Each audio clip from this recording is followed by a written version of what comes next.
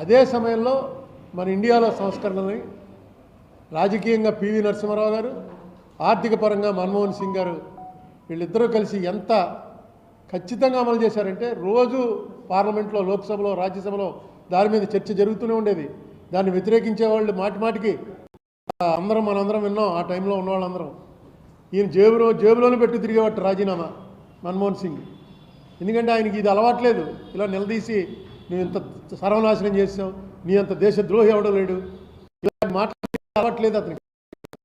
Simple living, చాలా మామూలు మనిషి. పివి గారు తీసుకొచ్చి ఆయన్ని పెడితే పివి గారితో చెప్పేవాట, నేను రాజీనామా అంటే ఏ అక్కలేదు, రాజకీయం నేను చూసుకుంటాను, ఆర్థిక పరిస్థితులు నువ్వు చూసుకో, నీకున్నటువంటి నాలెడ్జ్ మొత్తం వాడు అని. పివి నరసింహారావు గారు 91 to 96లో ఈయన ఆర్థిక మంత్రిగా ఏదైతే వేశారో, చంద్రశేఖర్ గారు ఒక మాట చెప్పాడు. అంతకుముందు చంద్రశేఖర్ ప్రధానమంత్రిగా ఉన్నప్పుడు ఈయన్ని అడ్వైజర్గా తెచ్చుకున్నాడు. ఇదే మనిషిని పివి గారు తీసుకొచ్చి ఫైనాన్స్ మినిస్టర్ చేశాడు. చేస్తే చంద్రశేఖర్ నవ్వుతూ కామెంట్ చేశాడు, నేను గడ్డం గీసుకోవడానికైనా ఒక బ్లేడ్ తెచ్చుకుంటే ఆ బ్లేడ్ పట్టుకుని పివి నరసింహారావు గుండె ఆపరేషన్ చేయడానికి ట్రై చేస్తున్నాడు, ఏంటో ఏం జరుగుతుందో. ఎందుకంటే చంద్రశేఖర్ టైంలో ఫెయిల్యూర్ అది. చంద్రశేఖర్ టైంలోనే గోల్డ్ మొత్తం వెళ్ళిపోయింది. డైరెక్ట్గా తనఖా పెట్టినటువంటి గోల్డ్ని లిఫ్ట్ చేసి బ్రిటన్ తీసుకెళ్ళిపోయారు. అలాంటి ఆర్థిక పరిస్థితుల్లో ఈ దేశం పివి చేతిలోకి వస్తే సమర్థుడైనటువంటి వ్యక్తి చేతిలో పెట్టాడైనా. తర్వాత 10 ఏళ్ళు ప్రధానమంత్రిగా పనిచేసినప్పుడు కూడా మన్మోహన్ సింగ్ గారు, మనకు అందరికీ ఏంటంటే మన్మోహన్ సింగ్ ముని అని, కానీ నాకు తెలిసి ఇప్పటివరకు ఏ ప్రధానమంత్రి కూడా ప్రతి నెల మీడియాని మీట్ అయిన ప్రధానమంత్రి నేనైతే అంతకుముందు వినలేదు. ఎందుకంటే మీడియాని మీట్ అవ్వాలంటేనే చాలా ఎంబ్రాసింగ్ సిచ్యుయేషన్. ఇంకా సభల్లో, లోక్సభ కానీ రాజ్యసభ కానీ, అక్కడ ప్రధానమంత్రి సమాధానం చెప్పాల్సిన పని లేదు. కన్సర్న్ మంత్రులు ఉంటారు, వాళ్ళకి మెటీరియల్ ఇస్తారు, ఆ మెటీరియల్ని బట్టి వాళ్ళు సమాధానం చెప్తారు. ఎప్పుడో చాలా పెద్ద పెద్ద అంశాలు అయితే ప్రధానమంత్రి వచ్చి చెప్పాలి సమాధానం అని గొడవ చేస్తారు తప్ప, ప్రధానమంత్రి కూర్చుంటే చాలు. ప్రెస్ మీట్ అలా ఉండదు. ప్రెస్ మీట్లో చైనా గురించి ఏదో మీకు తెలియదే ఉంది, మీరంతా ప్రెస్సే కదా, చైనా బార్డర్ గురించి ఏదో మాట్లాడదామని ప్రెస్ మీట్ పెడితే అందులో కేరళలో తుఫాన్ గురించి మాట్లాడండి అంటారు, ఎంత కేటాయించారంటారు. ఎప్పుడు కూడా ఎంబ్రాస్మెంటే ప్రెస్ మీట్లు ప్రధానమంత్రి స్థాయి వ్యక్తికి. కానీ ఆయన ప్రతి నెలా ఒక ప్రెస్ మీట్ పెట్టాడు.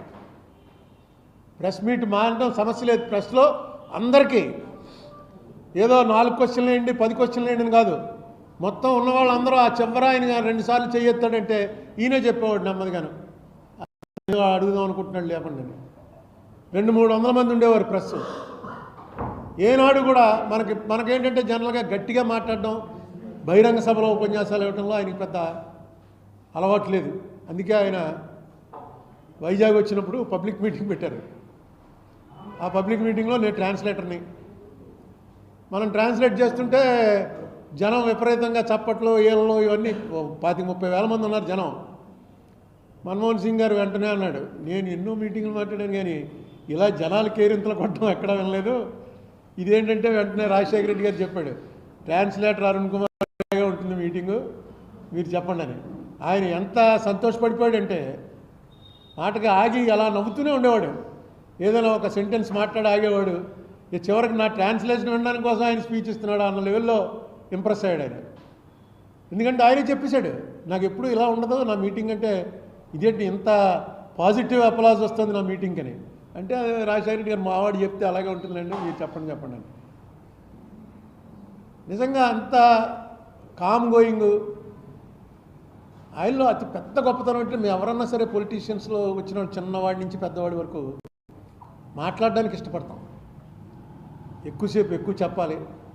అవతల వాడు డిబేట్లోకి వస్తే వాడికన్నా నేను గొప్పవాడిని అనిపించుకోవటం కోసం ఇంకా మాట్లాడి మన్మోహన్ సింగ్ ఆయన వినటానికి ఇష్టపడతాడు. ఎంత చిన్నవాడైనా సరే వెళ్ళి ఏదైనా చెప్తుంటే పేషెంట్గా వినటానికి. ప్రధానమంత్రి స్థాయిలో ఉండి కూడా పార్లమెంట్ జరుగుతున్నప్పుడు అయితే ఎప్పుడైనా ఆయన ఆఫీస్లోకి వెళ్ళిపోవచ్చు. ఏ ప్రధాని అయినా సరే, ఎంపీ అయినా వెళ్ళి మీట్ అవ్వాలంటే అపాయింట్మెంట్ తీసుకోవాలి. అపాయింట్మెంట్ ఒక్కోసారి దొరుకుతుంది, ఒక్కోసారి దొరకదు. ఇష్యూ ఏంటో చెప్పాలి, ఎందుకు కలవాలనుకుంటున్నానో చెప్పాలి, ఆ కలవడానికి ఆయన ఇష్టపడాలి. లేకపోతే ఇది నేనేం చేస్తాను పలానా మినిస్టర్ అంటారు. ప్రధానమంత్రిని ఆయన లోక్సభలో వచ్చి కూర్చున్నప్పుడు మేము వెళ్ళి కలవచ్చు, కానీ పక్కన వెళ్ళి మాట్లాడడానికి, ఆయన ఆఫీస్లోకి వెళ్ళి మాట్లాడాలంటే మాత్రం ఏ ప్రధానికైనా అపాయింట్మెంట్లు ఉండాలి. అంతకుముందు 2-3 ప్రధానుల ఆఫీసులకు వెళ్ళాను నేను ఎంపీలతో కలిసి. నేను సొంతంగా వెళ్ళడానికి లేకపోయినా ఎంపీలతో కలిసి.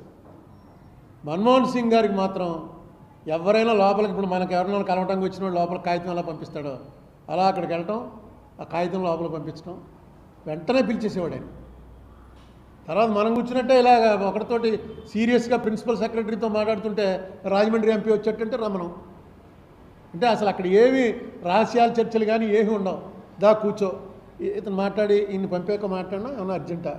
లేదు సార్, ఆయన పంపాక మాట్లాడండి. వినటం అనేది బహుశా నాకు తెలిసి మన్మోహన్ సింగ్ గారి దగ్గర నేర్చుకోవాలి. మేము 1998-99లో రాజశేఖర రెడ్డి గారు ఉచిత విద్యుత్ పెట్టాలంటే అక్కడ ఎలక్షన్ మేనిఫెస్టో కమిటీ అని ఒక కమిటీ ఉండేది, ఎప్పుడూ ఉంటుంది కాంగ్రెస్ పార్టీలో. ఆ కమిటీ హెడెడ్ బై ఈయన ప్రణబ్ ముఖర్జీ. ప్రణబ్ ముఖర్జీ గారి దగ్గరికి రాజశేఖర రెడ్డి గారు వెళ్తుంటే ఆయనతో పాటు నేను కూడా వెళ్ళాను. రాజశేఖర రెడ్డి గారు ప్రణబ్ ముఖర్జీ దానికి ఎక్స్ప్లెయిన్ చేసి ఇది ఉచిత విద్యుత్ ఇవ్వాలనడానికి కారణాలు ఇవి అని చెప్తే ప్రణబ్ ముఖర్జీ గారు ఎందుకు ఆయన ఒప్పుకోలే. జయరాం రమేష్ గారు కూడా ప్రణబ్ ముఖర్జీకి అసిస్ట్ చేసేవారు. మన్మోహన్ సింగ్ దగ్గరికి వెళ్ళమన్నారు. ఎందుకంటే పంజాబ్లో అప్పటికే ఇది పెట్టి ఫెయిల్ అయింది. సరే, మన్మోహన్ సింగ్ గారి దగ్గరికి వెళ్ళాం. నేను మొట్టమొదటిసారిగా ఆయన్ని డైరెక్ట్గా కలవటం అదే. మన్మోహన్ సింగ్ గారి దగ్గరికి వెళ్తే రాజశేఖర రెడ్డి గారు మొత్తం ఎక్స్ప్లెయిన్ చేశాడు ఆయనకి. ఆయన మొత్తం విన్నాడు. అసలు ఇది ఎలా సాధ్యం, అది ఎలా సాధ్యం అని ఒక్కటి కూడా అడగల. మొత్తం విన్నాడు. విని ఆఖరణ ఒక్క మాట ఏం చెప్పాడంటే, పంజాబ్లో ఇది కరెక్ట్ కాదు, ఈ స్కీము కరెక్ట్ కాదని తేలింది. ఒకసారి పంజాబ్ నుంచి ఎందుకు అది అక్కడ ఫెయిల్ అయిందో తెప్పించుకొని చూసి, పర్వాలేదు అయినా సరే మనం పెట్టాలి అని అనుకుంటే you can go ahead. First Punjab నుంచి అవన్నీ తెప్పించుకో. ఇంతే ఆయన మొత్తం మాట్లాడిన మాట ఒకే మాట. దాంట్లోనే ఆయన అర్థం ఏమి వచ్చింది, నాకేం అభ్యంతరం లేదు, ఎకనామికల్గా వైబుల్లా కాదా. ఎకనామికల్ వైబిలిటీ అనేది top most priority Manmohan Singh గారికి. అటువంటి ఎన్ని మాటలు. ఇప్పుడు ఆయనకి పెద్ద పేరు, ఆయనకున్న పెద్ద జోక్ ఏంటంటే ఆయన మీద అసలు నోరెత్తనవాడు కూడా ప్రధానమంత్రి అవ్వచ్చని ప్రూవ్ చేసేవాడు, నోట్లో నాలుగు లేనివాడు కూడా ప్రధానమంత్రి అని ప్రూవ్ చేసేవాడు. ఎవర్రా అంటే మన్మోహన్ సింగ్. మౌనముని, మాట్లాడు. ముని అన్నంత వరకు నేను ఒప్పుకుంటాను, కానీ మౌనముని కాదు. అన్నిసార్లు ప్రెస్ని మాట్లాడడానికంటే ఎంత దమ్ము ఉండాలి. ప్రెస్ని పిలిచి ప్రతి నెల ప్రెస్ మీట్ పెట్టాలంటే అంత దమ్మున్నటువంటి మనిషి. ఎందుకంటే తన సబ్జెక్ట్ మీద తనకి పూర్తిగా అవగాహన ఉంది. పూర్తిగా ఎక్స్ప్లెయిన్ చేయడానికి ఆయన ప్రొఫెసర్గా పనిచేశాడు. ప్రొఫెసర్గా పనిచేసి వచ్చినటువంటి వ్యక్తి. స్టూడెంట్స్కి ఎలా చెప్పాలో ఆయనకి తెలుసు. మీడియా అనేటప్పటికి డెఫినెట్గా చదువుకున్న వాళ్ళు వస్తారు, ఏం క్వశ్చన్ వేయాలో ప్రిపేర్ అయ్యి వస్తారు. అందుకని సభల్లో మాట్లాడటం కన్నా మీడియాతో మాట్లాడడం అనేది ఒక పెద్ద ఎక్స్పర్టైజ్ అది.